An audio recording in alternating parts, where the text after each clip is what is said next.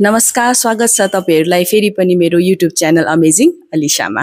अब यहाँ एकछिनपछि किताब विमोचन हुन गइरहेको छ साहित्य सम्मेलन बिल्डिङमा र किताब विमोचन भन्नाले मसित मेरो साइडमा बसिरहनु भएको छ निर्देश थापा दादा। नमस्कार दादा। नमस्ते। है र दादाले नै लेख्नु भएको किताब अति नै इन्ट्रेस्टिङ टपिक हाम्रो भाषाको उखानमाथि लेख्नु भएको छ र त्यही विषयमा दादा एक दुईवटा कुरा भनिदिनुस् न है।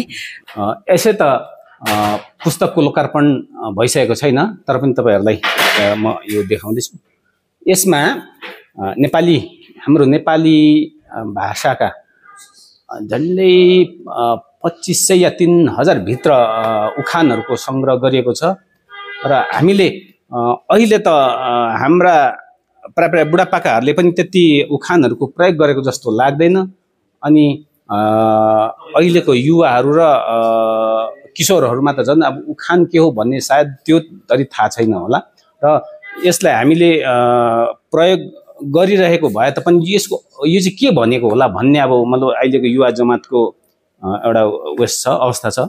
त्यही कारण अब हामीले दैनन्दिन जीवनमा प्रयोग हुने खालको उखानहरु त्यो, तर अहिले उखानहरुको त्यो त्यति प्रचलन छैन र त्यही हामी त्यो उखानहरु चाहिँ के हो र कसरी प्रयोग गरिन्छ, कति बेला प्रयोग गरिन्छ है, त्यही विषयहरुलाई चाहिँ अलिकति मैले यहाँ चर्चा गर्ने प्रयत्न गरेको छु र साहित्यमा यसको के मतलब महत्त्व छ भन्ने कुराहरु र त्यो उखानहरुले मतलब त्यसको वास्तविक अर्थ के भन्न खोजिरहेको छ त्यसलाई यसमा अलिकति प्रश्न पार्ने प्रयत्न गरेको छु र तपाईहरुले मतलब यो विमोचन भइसकेपछि तपाईहरुको हातमा पर्छ र यसलाई अध्ययन गर्नुहुन्छ होला भन्ने म आशा राख्छु।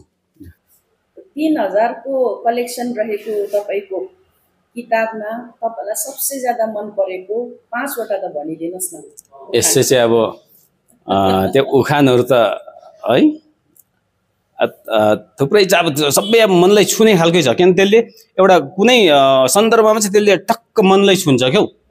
लाटो मुसो थोत्रो जाउँ जता भने उसै लौ। अब अहिलेको सन्दर्भमा हाम्रो मान्छेहरुलाई अथवा हाम्रो यो अवस्थाको युवाहरुलाई पनि त्यसले अलिक छुन्छ होला जस्तो लाग्छ है। लाटो मुसो थोत्रो जाउँ जता भने उसै लौ मतलब त्यसको ओहोरीमा लाग्नु क्यौ।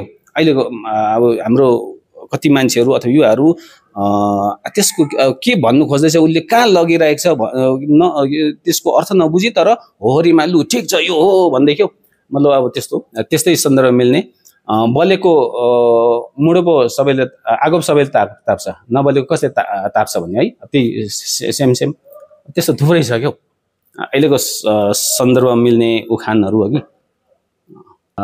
बहिनीको च्यानल अमेजिङ अलिशाका सम्पूर्ण श्रोता दर्शक हरुप्रति पनि हार्दिक अभिवादन प्रकट गर्दै म आज मेरो पुस्तक उखान सरोवरको यहाँ नेपाली साहित्य सम्मेलनको ऐतिहासिक यस सभाकक्ष सुदपा सभागृहमा पुस्तक उखान सरोवरको लोकार्पण हुन लागिरहेको छ र निर्देश थापाज्यू र उहाँ सबैलाई सम्बोधन गर्दै म सानो कुरो राख्न चाहन्छु।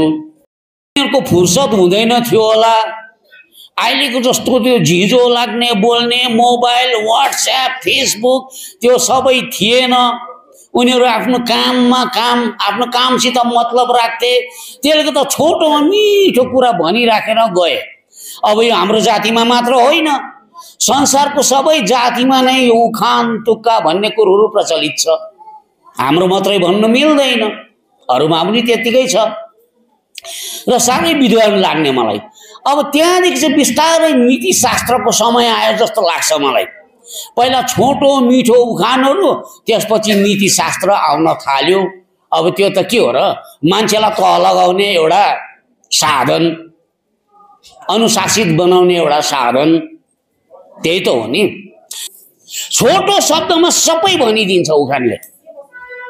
र अब यो उखानको विषयमा अलिकति चर्चा गर्दा के हुन्छ भने कतिजना विद्वानहरूले के भन्न थाले भने यो उखानहरू आउटडेटेड भयो, अब काम लाग्दैन, यो उखानहरूको चाहिँ अब समय सापेक्ष भएन भन्ने विद्वानहरू पनि निस्किए।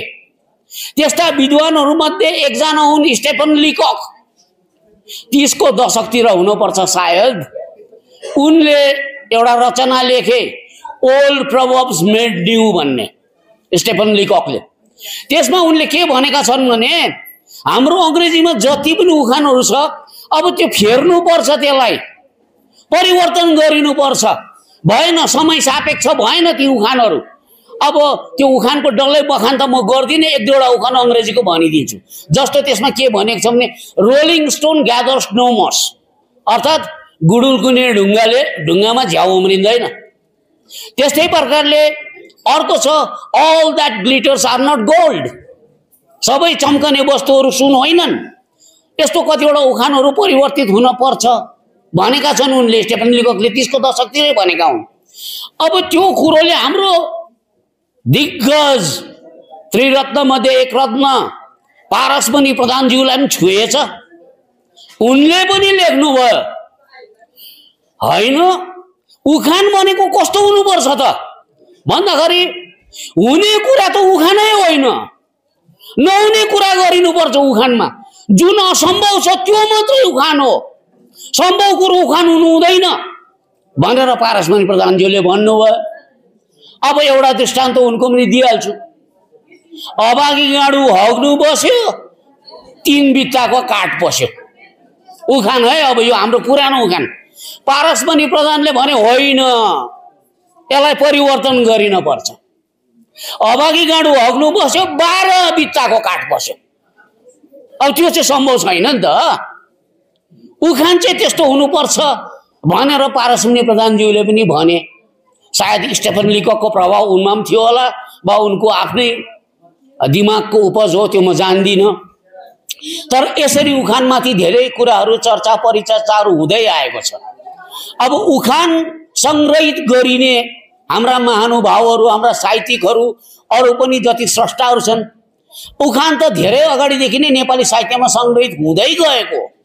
तर के भयो त अब फेरि हामीलाई भाइ निर्देश थापाको यो उखान सरोवरको प्रयोजन किन पर्यो त? थुप्रै निक्लिसकेको थियो त उखानको पुस्तकहरू, यो एउटा प्रश्न उठ्यो। तर कुरा के भने पहिला पहिला प्रकाशित भएका पुस्तकहरू अब छैनन्, out of stock, out of market, पाउँदैन। अब हाम्रो निर्देश थापाज्यूले उखान सरोवर जुन निकाल्नु भयो त्यो हाम्रो लागि एउटा ठुलो मूलधन भयो। यसरी नै संग्रहित समय समयमा हुँदै गर्नुपर्छ। त्यो पुरानो घाउलाई कोही बेला बल्झाइ पनि दिनुपर्छ। र हाम्रो लोक साहित्यको त्यो जुन घाउ थियो, जुन टाटो थियो, त्यसलाई बल्झाइने काम हाम्रा निर्देश भाइले गर्नुभयो। यसर्थ उनलाई म मुनि मुनि धन्यवाद दिन्छु। यस सुन्दर पुस्तकको निम्ति उनलाई म शुभकामना बधाई पनि टक्राउन चाहन्छु। अझै मेरो भन्नुपर्ने कुरा एउटा छ भाइलाई, वाग्धारा, लोकोक्ति, यिनीहरू त भए हाम्रा साहित्यका अब के भन्नु, साहित्यलाई सिँगार्ने आभूषणहरू भनौँ न। अब त्यसमा एउटा कुरो छ, नेपाली साहित्यलाई सिँगार्ने अर्को एउटा आभूषण छ क्रिया विशेषण। क्रिया विशेषणमाथि त्यस्तो संग्रह सायद निस्केको छ छैन। आज यहाँ मञ्चमा विद्वानहरू छन्, उहाँहरूले भन्नु होला। र म निर्देश भाइलाई भन्छु, क्रिया विशेषणको पनि संग्रह मात्रै होइन, अर्थ पनि खोलेर त्यो क्रिया विशेषण पनि हामीलाई दिनुहोस् है भाइ। एउटा पुस्तक, नयाँ पुस्तक फेरि तपाईँले अर्को जमर्को कस्नु भयो भने क्रिया विशेषणमाथि पनि काम गरिदिनुहोस् अर्थ खोलेर। किनभने हाम्रो भाषाको क्रिया विशेषणले हाम्रो भाषालाई धेरै समृद्ध तुल्याएको छ। र भाइले त्यस्तो पुस्तक अझै निकालिदिनु भयो भने अझै हाम्रो साहित्य भाषा समृद्ध भएर जान्छ। र यस्तै सन्देश दिँदै हजुरहरूको बहुमूल्य समयलाई विचार गरेर म मेरो छोटो वक्तव्य यही समाप्त गर्न चाहन्छु। धन्यवाद।